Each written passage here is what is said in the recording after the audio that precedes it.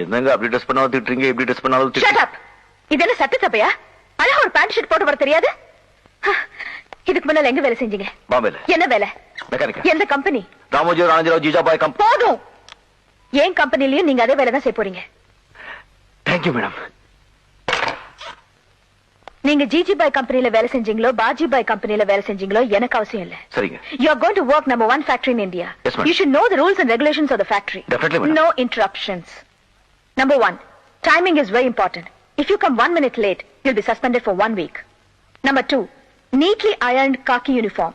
இந்த ஷூக்குள்ள பேண்ட் போடுறது, conductor back, கணக்குப்புள்ள back, கதர் சட்டை, பட்டை இதெல்லாம் எனக்கு பிடிக்காது. Number 3, ஃபேக்டரியில எந்த மிஷினும் கெட்டு போகாம பாத்துக்கணும். அப்படி ஏதாவது கெட்டு போச்சுன்னா நீங்க தான் பொறுப்பு.